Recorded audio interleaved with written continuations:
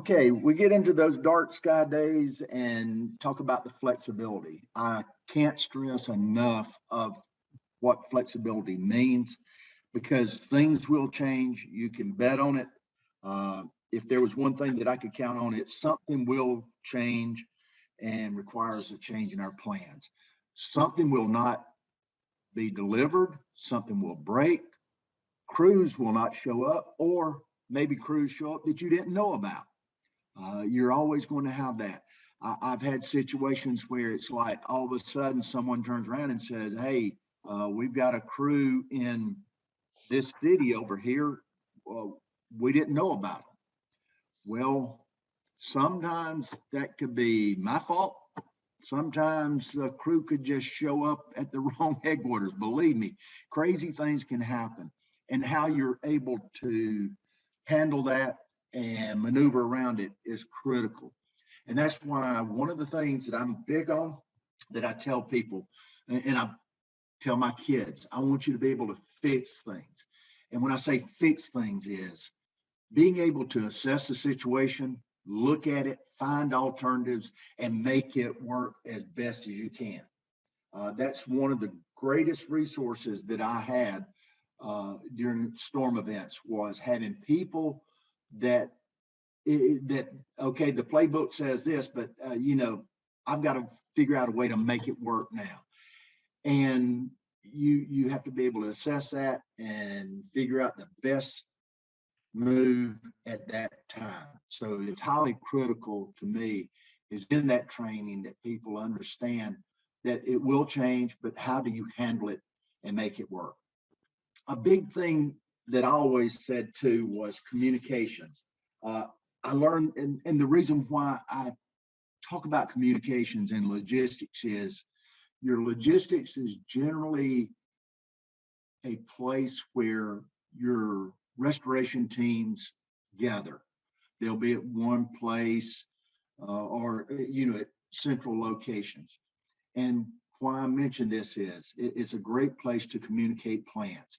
Several years ago, when I was uh, emergency operation director, I knew we get word that a news agency has walked up on a crew and said, "Hey, how are things going?" They said, I don't know. I guess it's going okay."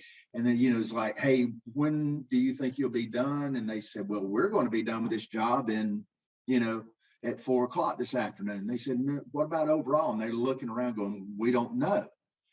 That's why I say, I think communications in your logistics plan is critical. And that's when we figured out we need people at these logistics sites that is helping update our teams that are in the field that are standing there with customers. It's that the media is watching so that they know what is going on just at a high level. I mean, what is the overall plan? What is overall restoration time, maybe for that area, for the overall, but your field personnel, in my opinion, is one of your first line of defense of customer communications. You can make an impression on that customer if what is going on at a high level, and you can answer that. And I mean, keeping it simple is a great way to do it. We don't have to get into great details. So that's a great thing, I believe. Set your communication expectations with your team, your executive, your contractors, all stakeholders.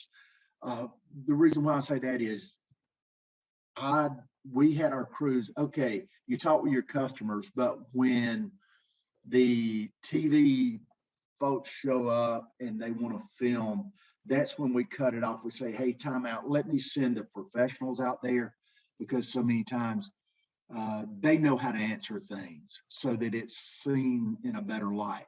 But for the customers, there is one. I mean, our linemen, our field personnel were critical in getting the communications out to those customers.